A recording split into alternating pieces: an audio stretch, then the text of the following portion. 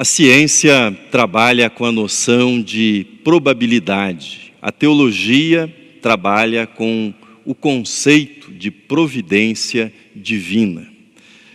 Esta última, ou seja, a noção de providência divina, não está em oposição à ciência, seja a ciência que trabalha com a probabilidade ou qualquer outra ciência, mas antes, a noção de providência divina vê na matemática e nas demais ciências a manifestação do cuidado divino para o bem-estar humano, ou seja, da providência amorosa do nosso Deus para o nosso bem-estar. Portanto, professar a fé cristã, professar a fé na providência divina e negar a ciência é a coisa mais tola que uma pessoa pode fazer na sua vida.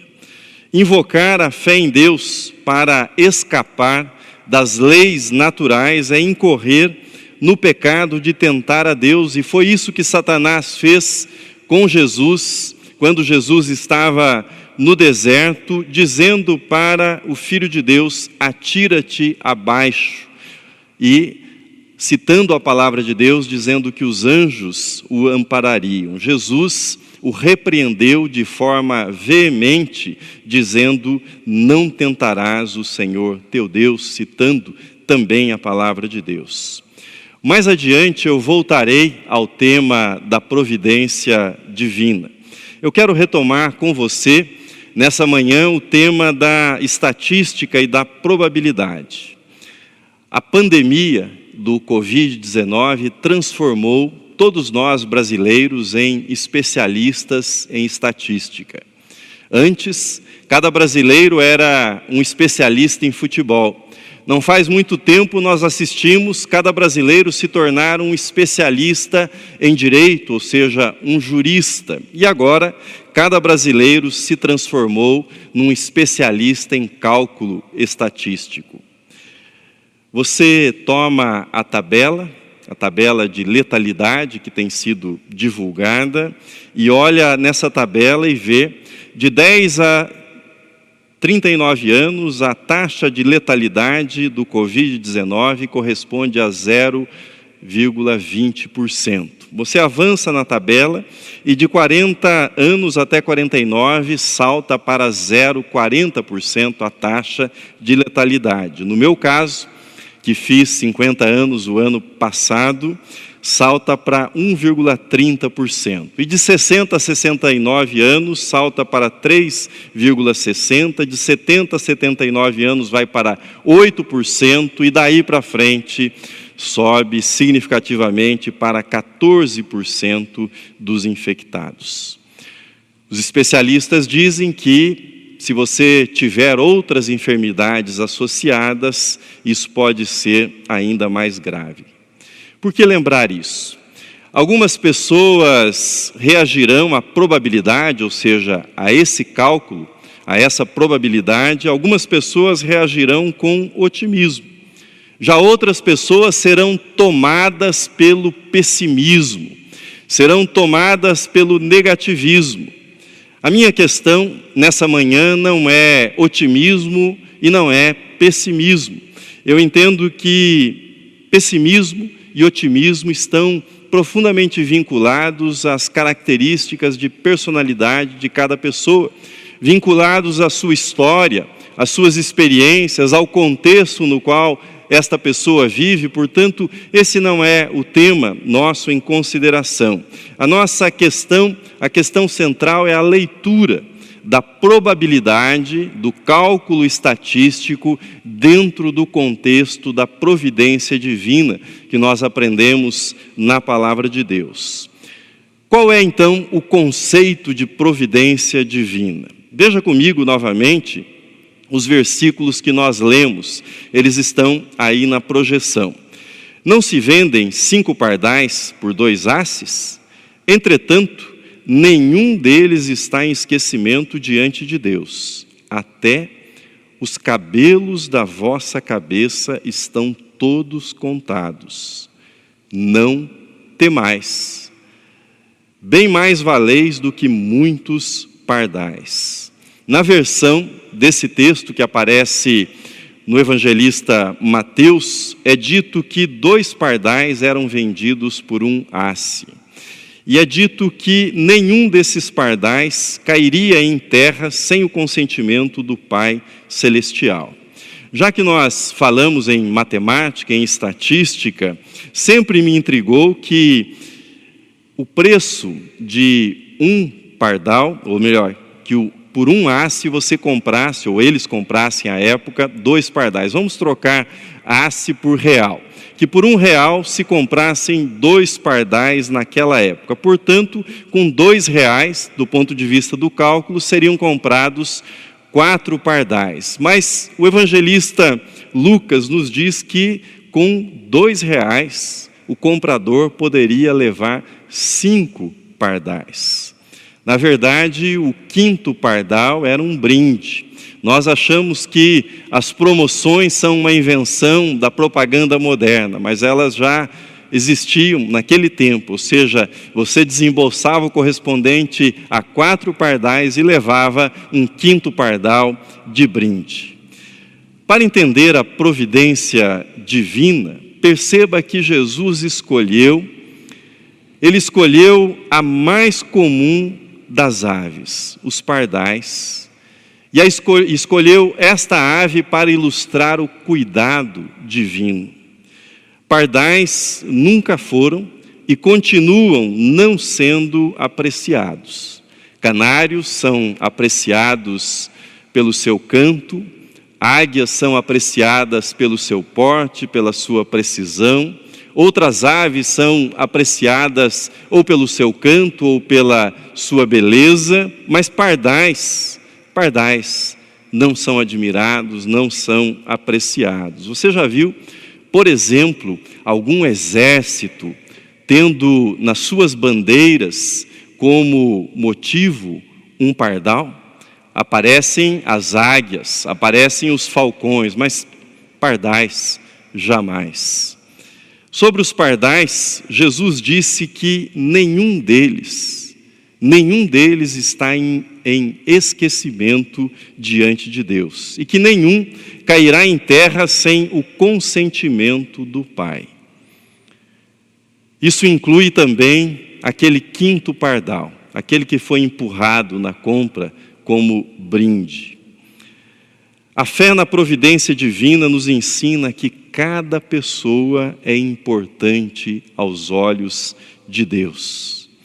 Que Deus guarda cada pessoa, que Deus guarda cada ser humano pessoalmente, ou seja, na sua singularidade. É isso que nós entendemos ao ler o texto e encontrarmos a seguinte afirmação: até os cabelos da vossa cabeça estão todos contados. Esse é o cuidado de Deus que se manifesta de um modo pessoal, vendo cada pessoa na sua singularidade. Mas eu gostaria de comentar com você 2 erros que são muito comuns, que são frequentes no meio cristão, quando o assunto é a providência divina, quando o assunto é o cuidado divino para conosco. Quais são esses 2 erros? O primeiro é o fatalismo irresponsável, o fatalismo inconsequente. Como é que esse fatalismo se manifesta? É aquele que isenta a nós, seres humanos, das consequências dos nossos atos. Essa é uma forma equivocada de entender a providência divina. A providência divina, ela não anula as leis da causalidade, tampouco os cálculos de probabilidade. O que significa, dito de um modo simples, se você se atirar do alto de um prédio, não adianta, por mais fé que você tenha, pedir que Deus anule a lei da gravidade. Não adianta fazer isso. Deus não vai anular a lei da gravidade. Era isso que Satanás, de certa forma, estava propondo para Jesus na tentação que já foi lembrada no início. O fatalismo irresponsável não tem nada a ver com a crença na providência divina, segundo aquilo que nós aprendemos nas Escrituras. Mas há um segundo erro grave quando o assunto é a providência divina. Me perdoem o neologismo, mas eu o chamarei de crentismo mágico e fanático. Esse é um outro erro que nós vemos com frequência entre nós. Esse crentismo fanático, mágico, recita como um mantra: caiam 1000 ao teu lado e 10.000 à tua direita, tu não serás atingido, nenhum mal te sucederá, praga nenhuma chegará à tua tenda. Salmo 91, versículos 7 e 10. Os salmos são poemas, na sua maioria, redigidos na forma de oração. São orações transformadas em poemas, orações que nascem do mais profundo das aflições humanas e que são legitimamente levadas à presença de Deus em oração. Mas os salmos, eles não estão na palavra de Deus redigidos na forma de declarações da parte de Deus, dizendo, garantindo para aqueles que creem nele que eles estão imunes às calamidades, às catástrofes, às epidemias, à violência. Não é um atestado de imunidade em favor daqueles que creem. São declarações dos anseios humanos que são acolhidos, são recebidos como legítimos diante de Deus, mas não são declarações de imunidade para aqueles que creem. Não interprete, não use os salmos de modo equivocado, como com tanta frequência nós ouvimos e vemos. O conforto e a beleza que encontramos na doutrina da providência divina é o equilíbrio que existe nela entre responsabilidade e tranquilidade. Responsabilidade humana e tranquilidade em Deus.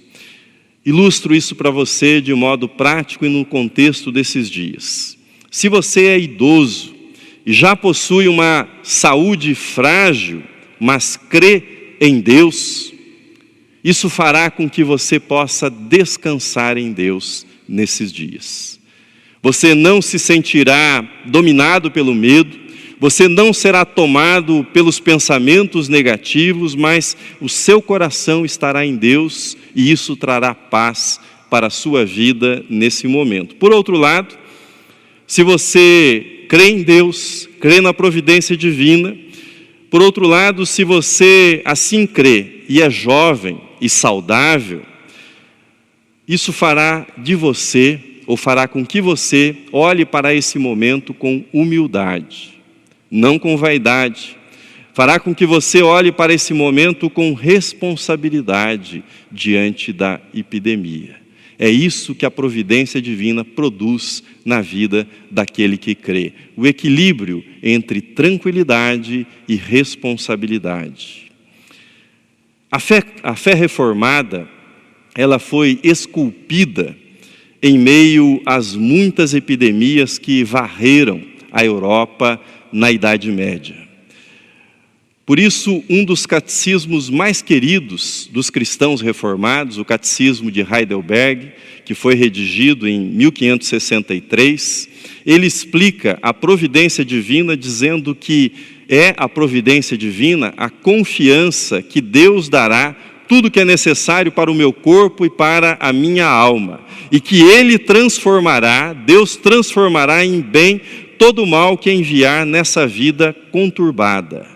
Tudo isso Ele pode fazer como Deus Todo-Poderoso. E ouça esse final. Ele pode fazer como Deus Todo-Poderoso e quer fazer como Pai fiel, como Pai amoroso.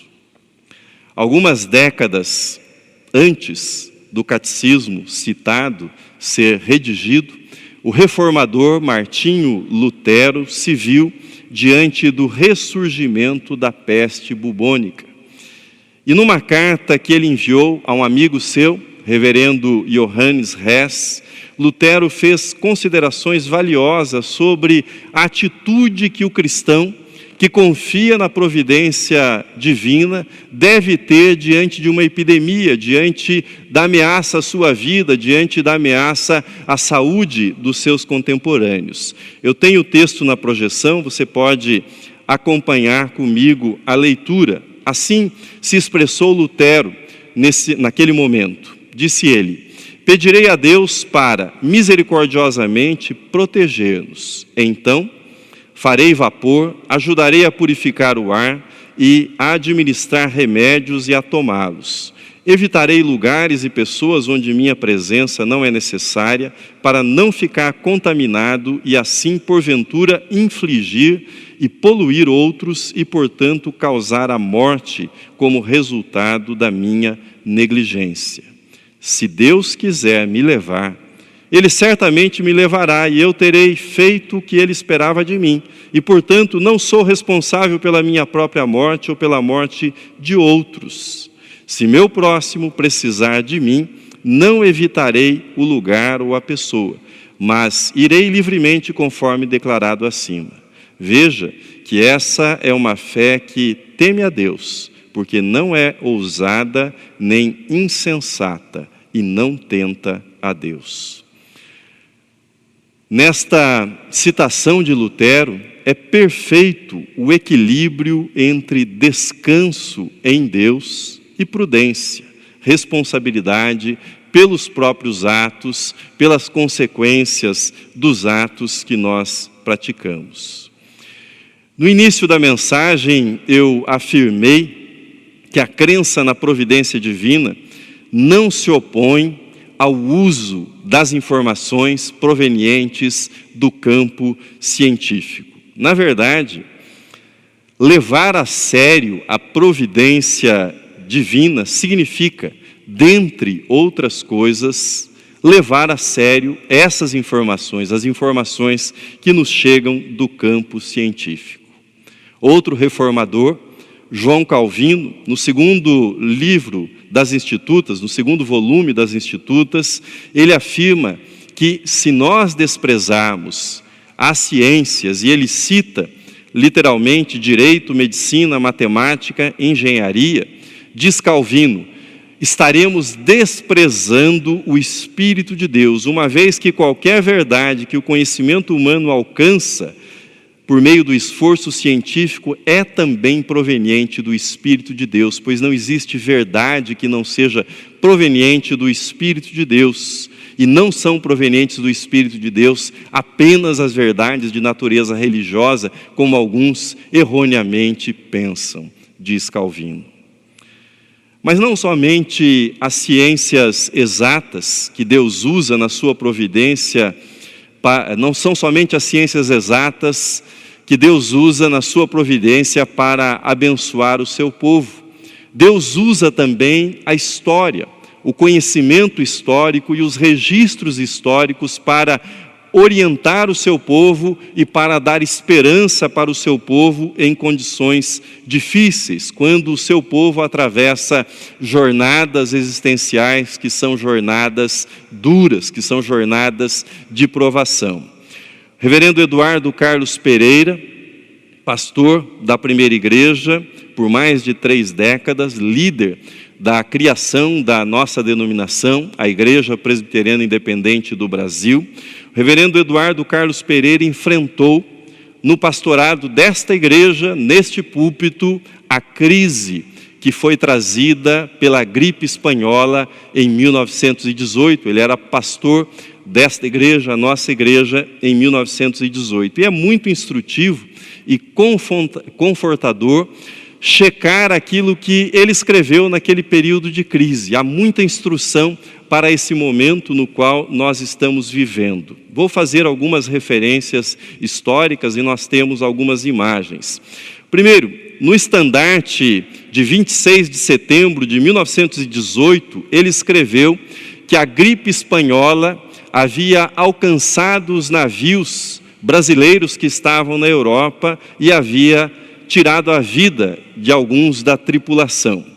No jornal de 24 de outubro de 1918, a gripe já matava pessoas no Rio e em São Paulo.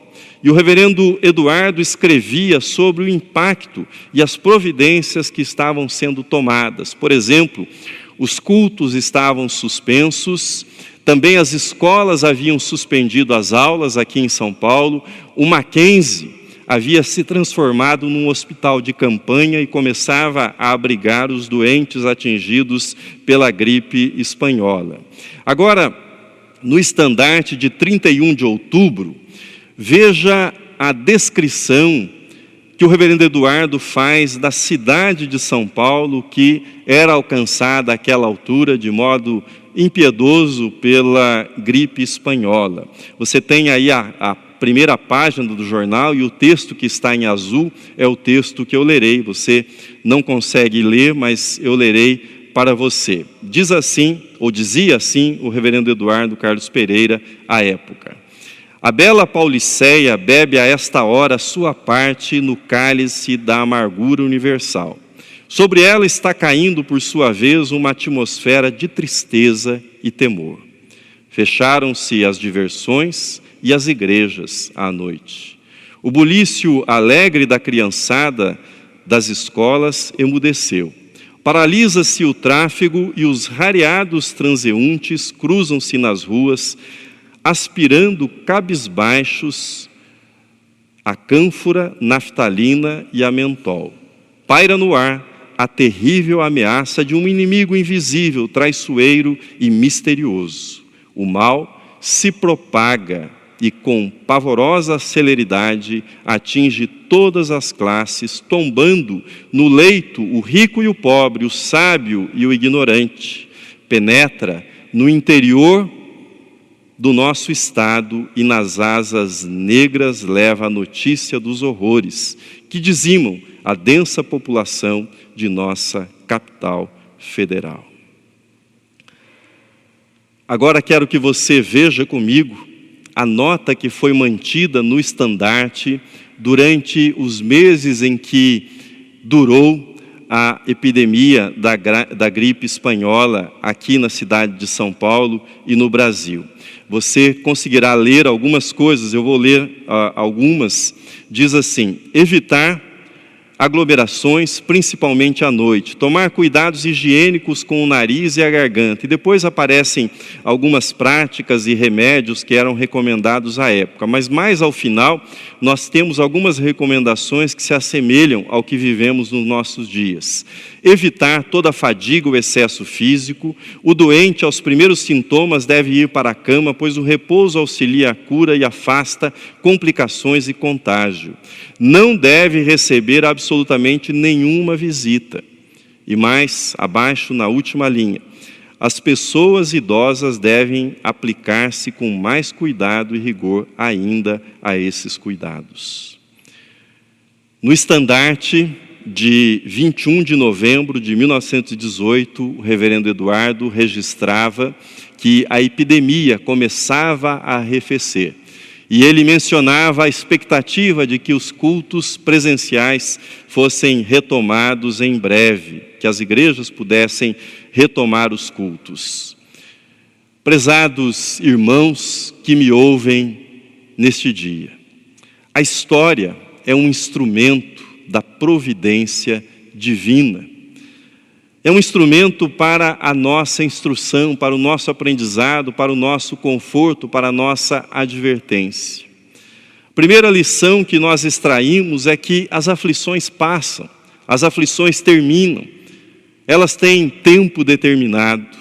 A segunda lição: não vamos jamais desprezar informações científicas que já eram colocadas em práticas há 102 anos, que se revelaram úteis. Quais informações? Evitar o contato social em tempos de epidemia é a única forma de fazer com que a contaminação diminua, que ela seja atenuada entre nós e assim vidas sejam salvas. Terceira lição: Deus não nos abandona, Deus não nos deixa nos nossos tempos aflitivos. O bom pastor está presente conosco no vale da sombra e da morte. Ele está ao nosso lado e caminha conosco também nesses momentos difíceis. E quarta lição que nós aprendemos na história, nesses textos que li, que foram escritos pelo reverendo Eduardo, ele menciona, naquele momento da epidemia, era hora de levantar as mãos aos céus e clamar a Deus para que trouxesse tempos de alívio para nós. Mas ele diz, é hora de levantar as mãos aos céus, mas é hora também de estender as mãos aos necessitados. Esse tempo, para nós cristãos, é tempo de solidariedade, é tempo de amor, é tempo de manifestações práticas do amor que deve haver entre nós, que deve haver entre todas as pessoas. Com isso, volto então ao nosso tema da providência divina e ao texto que você tem na tela. Diz assim Jesus: não se vendem 5 pardais por 2 asses, entretanto, nenhum deles está em esquecimento diante de Deus. Até os cabelos da vossa cabeça estão todos contados. Não temais, bem mais valeis do que muitos pardais. Max Lucado, escritor cristão, comentando esse texto, ele afirma que toda sociedade tem a sua cota de quintos pardais. Toda sociedade tem a sua cota de quintos pardais. E o que eles têm em comum? O que eles têm em comum é o sentimento de pequenez. Nós, brasileiros, todos nos sentimos pequenos diante dessa pandemia. Todos nós nos sentimos pequenos. Nosso sentimento de pequenez vem não só dos problemas relacionados à saúde, mas também da fragilidade da nossa condição econômica. Assistimos às notícias e ouvimos falar dos trilhões de dólares, euros, que estão sendo destinados aos países da Europa, aos Estados Unidos, para fazer frente aos estragos econômicos que estão sendo causados pela epidemia. Olhamos para o nosso sistema de saúde e nos sentimos como o quinto pardal. Olhamos para a nossa economia já combalida de longa data e nos sentimos como o quinto pardal, descartáveis, insignificantes, pequenos, vulneráveis, fracos. Mas nós abrimos o Evangelho e ouvimos dos lábios do nosso Salvador, aquele que veio a esse mundo para dar a vida por nós, morreu na cruz por nós, venceu a morte por nós.